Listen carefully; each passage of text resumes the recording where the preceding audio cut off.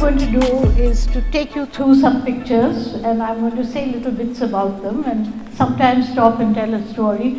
But I'm actually much more interested in your asking me things, because to encapsulate 72 years of me and 40 years of Dastkar in 20 minutes is a bit of a... So, okay, I work with craftspeople, and I've been doing that now for 45 years. So what took me from a snooty, English-speaking Wellamite to a crafty lady? And that's actually the story, and that's also the story of Dastkar.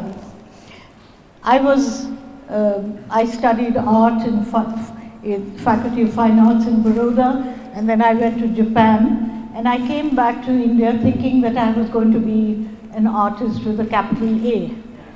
But I also had, and this was 1965, so it was rather unusual for the time, I had some rather bold ideas about wanting to earn my own living and not live off my parents, and of being independent. So there came the question of paying the rent for my little Barsati in Defense Colony, and of bread and butter, and particularly since I always loved to entertain. So I started taking design assignments, and in those days design was a very fluid word, because NID had not yet sort of taken hold of this word and taken possession of it. So I did all kinds of things, from interiors, from sets for theatre and films, from designing clothes, doing hotels, in the insides of hotels, and even designing Mrs. Gandhi's stationery. In the middle 70s, I got this extraordinary opportunity for a young urban designer to go to Kutch. This was for the Gujarat State Handicrafts Corporation, which was at that time quite new, and which was led by two very dynamic people, Minalini Sarabhai and Mr. Brij Bhasin, who had a very new way of looking at craft. And my job was to go and stay in Kutch. I was given a Matador van, and I was given a driver who was also my interpreter. And I had to travel from village to village and document the crafts, and also help craftspeople develop their skill and their traditions into something for the contemporary urban market. So there was Kutch. It was an extraordinary place, at that time quite unknown. In fact, when I told my Delhi friends that I was going to live in Kutch, they said, "Where is that? Is that in Africa?" And in this very dry, barren exterior were the most extraordinary crafts. And they were practiced by people who were herders, were agrarians, and were nomads very often, but they all crafted in a huge variety of not just embroideries, but block printing, bandhani, tie-dye, weaving, dari making, wood carving, lacquer turning, rogan, pottery, leather, copper bell, casting, all kinds of things.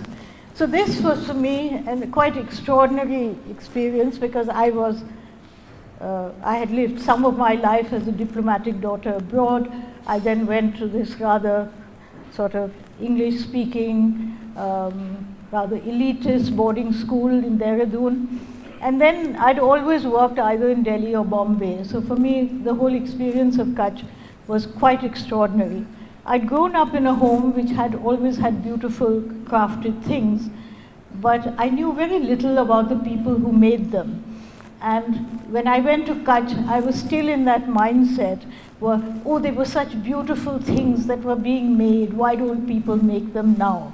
And why has craft become so sort of rather tacky, rather commercial? And actually that whole experience of, I went for 3 months, I stayed for 6 months, that whole experience made me realize that really there's not much point trying to make beautiful things unless you can do something about the lives of people who make them. And there has to be an incentive, there has to be some motivation for them to listen to what you say. So when I came back, I had a completely different experience where I was a merchandiser, designer for the Khazana shop at the Taj, and that experience, which was so radically different, and there are many stories to tell about that, but I don't think we have time, coupled with the Kutch experience, made me come to the realization that there needs to be an organization which links the rural craftsperson with the urban consumer without a commercial incentive.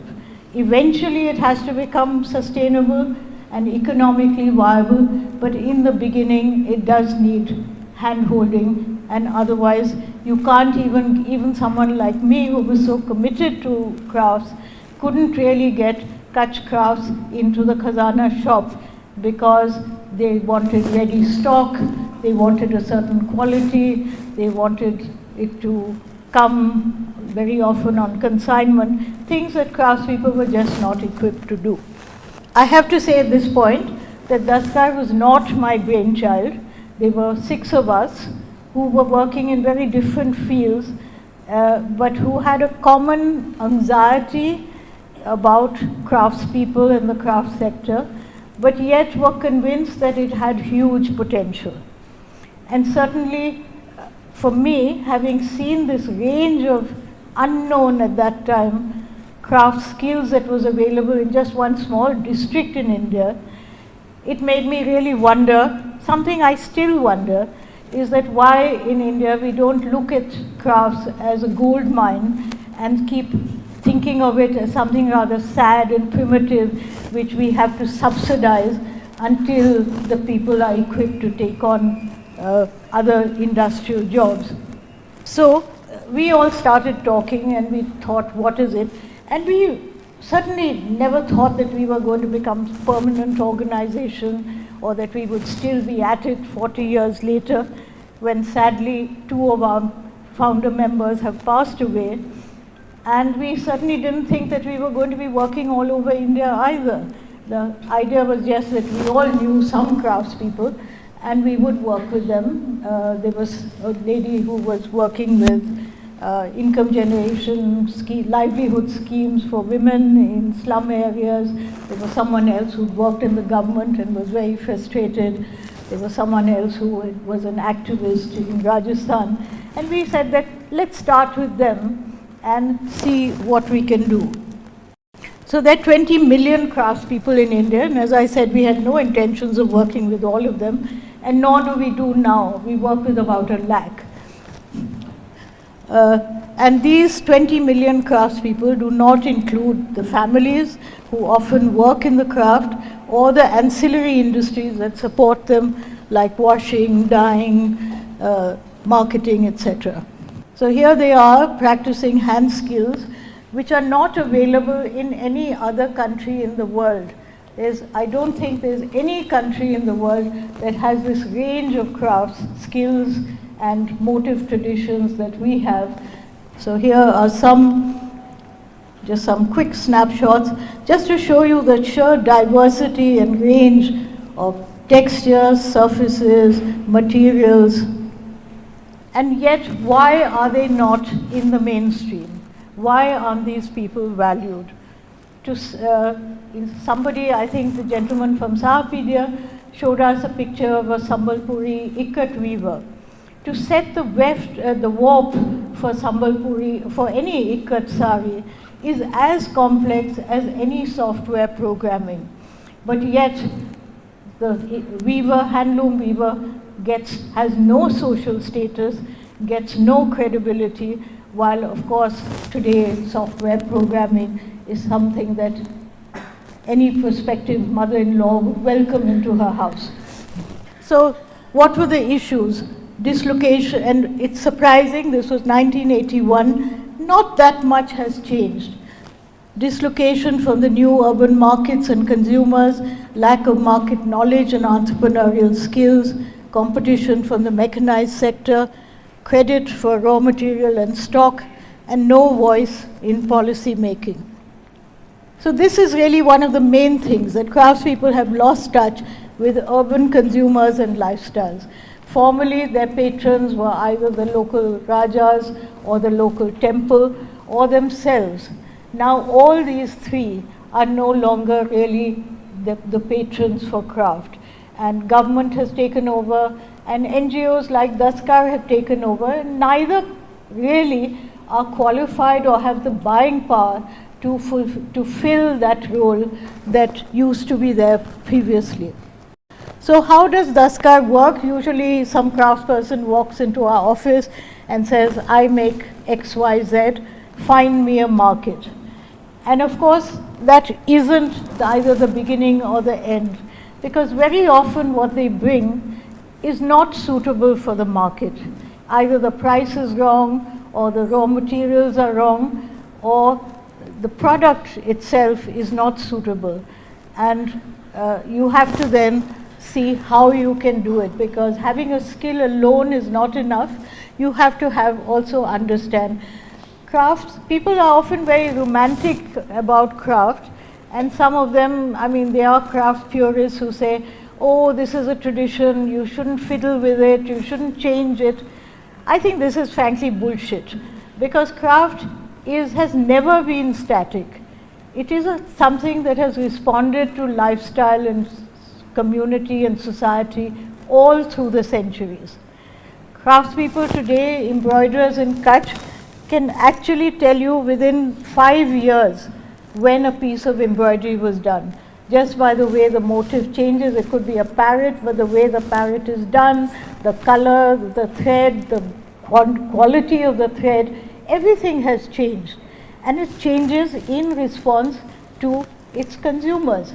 The problem is that today the craftsperson is not in touch with the consumer, so there has to be an intermediary, and that intermediary, whether it is a government official in one of the crafts bhandars or crafts emporiums on Baba Kharak Singh Marg, or whether it is a group of nuns who are working with some tribals in Madhya Pradesh, don't necessarily know who this customer is, who the consumer is, what kind of lifestyle they lead, what kind of trend. So that is one area where organizations like Dastkar or young designers can certainly help. So identifying the beneficiary community, the craft skill, its potential is the beginning. We try and visit as soon as a crafts group comes to ask for our help. We try to go and visit them, see what they do, what is available locally, and sometimes something very traditional can be made into something contemporary without changing it too much. And this is an example, obviously, of the Rajasthani puppets. Today, puppet shows have been taken over by television, and it's rather sentimental to think that they should go on making puppets if there's no market. But there are many things that they can make, and here are there's some toys, some glove puppets. And one needs to work with the craftspeople, because as I said, there's so many, many millions of them that you can't handhold them forever, and nor should you. The idea is to make them sustainable and quickly teach them what you know, which is actually not that much, and let them get on with it. Help them test market your solutions, see whether it works for them, and then move on. So you need to work with the community, and you need to show them how to do these things. Very often, it's something as small as that when you're doing a kurta, where should you put that little gusset which makes, I try to always show them what would happen if you did something else, why something works, why something doesn't.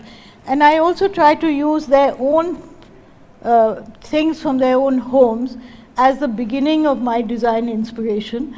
I actually don't particularly like the word design in the context of crafts, because you're not really designing something new, you're just developing it. So I prefer to call myself a product developer, though that's a bit of a mouthful, than a designer, but using something that they wear, their own choli or their own skirt, as the beginning of whatever one is making. So in between, obviously you have to upgrade their skills, you have to streamline their production systems, you have to source appropriate raw material. That sounds very obvious, But frankly, many things don't sell, not because the workmanship is not beautiful, but because they're using some cheap poplin where the color runs. And so if you can find them an effective substitute, you've practically done your job. So then design and product development, how can it become a functional thing? Then training and costing, pricing, packaging. Costing is always crucial because there are craftspeople who are so insecure that they will price their products ridiculously low without building in all the other costs that go into it. And there are others who think that, oh, everyone in the city has lots of money, so let's really raise the price. So you have to show them how to do it. So developing a new product out of an old skill is very important. And we have a lot of people who help us with this, apart from our own in-house team. And giving craftspeople the confidence to make things of scale that try to get out of this stereotype and this mindset. So how to use their own lives as inspiration, how to, something as obvious as black and white, which we all understand, incredibly stylish, but for craftspeople that was quite a mind-blowing thing, that they should not use color in their thing. And initially, I remember in Kutch, craftswomen saying to each other that Laila Ben knows a lot about embroidery, but her color sense is terrible, But recently when I went, one of the Rabaris had made a wedding outfit, a choli for her daughter, which was all black and white, because they realized that actually it looks quite good. So, or a Matani Pacheri painters, to tell them that they don't always have to have religious paintings. You can do a painting without a Devi in it. And so that opened up a wonderful series of landscape paintings done in the Matani Pacheri style, which we did for the Taj Resort. We did 150 paintings, each one more delicious than the other. So this is, I think, something that, designers sometimes take themselves very seriously. So sometimes it's just a little thing that you can do.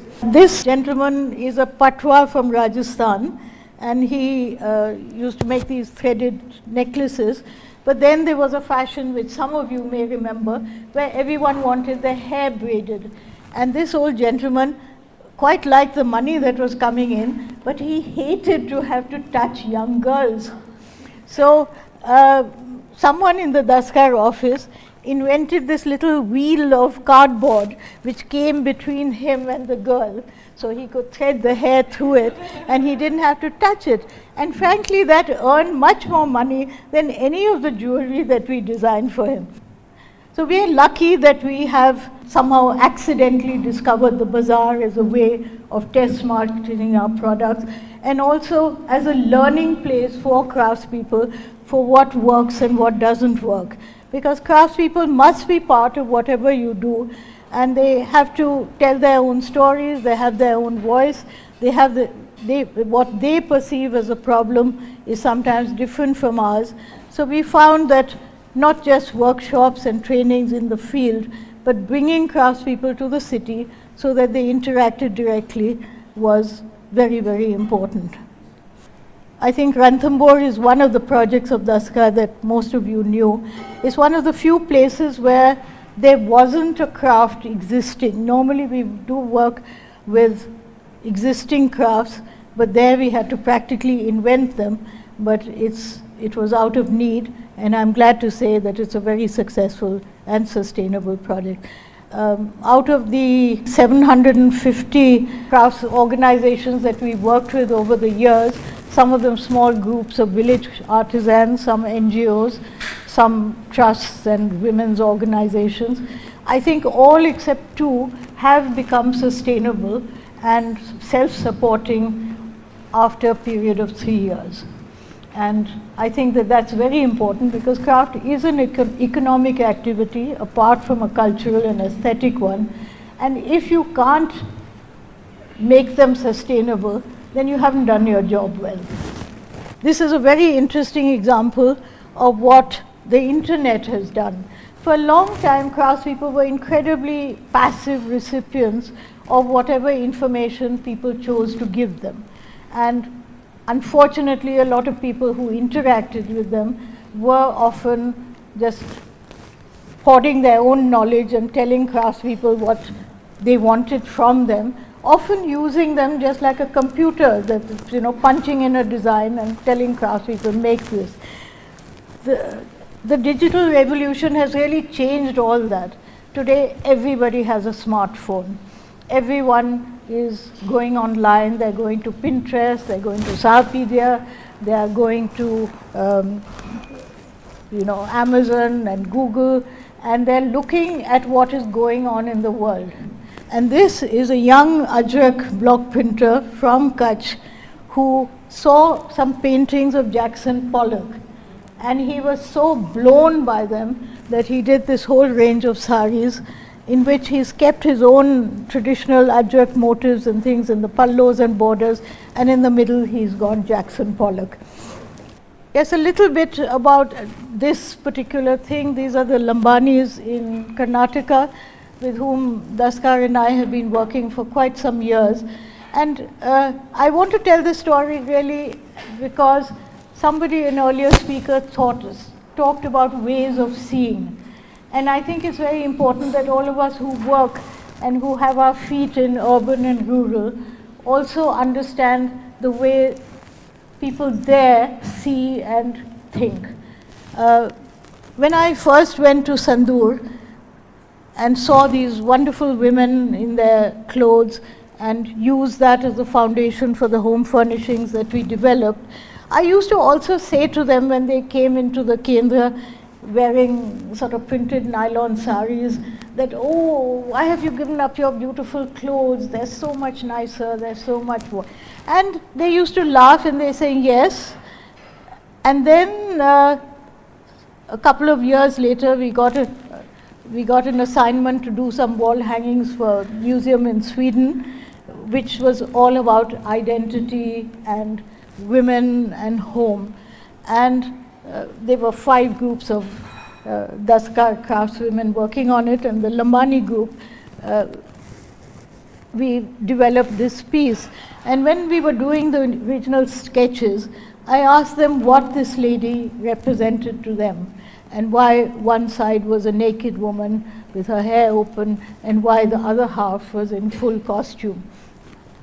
And their response was that I know that our costumes are beautiful, that in some ways they tell our story, but they are a cage. When people see us in costume, we become Lambanis. And that has a flip side. People admire us, they take our pictures, but we are also not allowed to go into temples. We're very often thrown out of shops and restaurants because we are considered gypsies who are also thieves and lower caste. And so actually what we are is the woman on this side who is bare, who's free, and who has all these power symbols all over, and that is what we are as people. The costume is a costume. So obviously we have to create that awareness, and we have to create an awareness of the importance of craft both ways. We have to make people in urban India understand that this is one of our great, great strengths at a time when India is still trying to catch up with the rest of the world in many things. This is these extraordinary techniques, these extraordinary sort of people are a gold mine that we should be investing in. But we also need to create that awareness among young craftspeople who are leaving the sector very, very rapidly. They're about 15% since demonetization, actually. There's 15% of the sector have left, and I think there's a drain of about 5% every year now who are leaving it. And we have to persuade them that there is a future, and the future is not just economic. The future has to be that craftspeople have a social status. That is something that we have not been able to do. Even those of us who value craft, who love beautiful things, who will buy them from craftspeople and put them in our houses, we don't appreciate the craftspeople and we don't consider them as equals. People sometimes, when I say this, get quite emotional and they say that's not true, you know, so-and-so craftsperson, whenever he comes to Delhi, I always visit him, I love him, you know, I know his daughters' names. And when I say that, when you buy a beautiful sari and you have a lunch party to celebrate it and invite your friends, do you invite the weaver? And then they stop and they think and they say, actually, no. So that is the reason I think that craftspeople today are leaving the sector. Not because they're not earning well, some of them now are earning quite good incomes, but it's because they do not think of themselves as equals, and society also does not include them as skilled professionals, and they are skilled professionals. So I think I'll just leave all this now. So, any questions?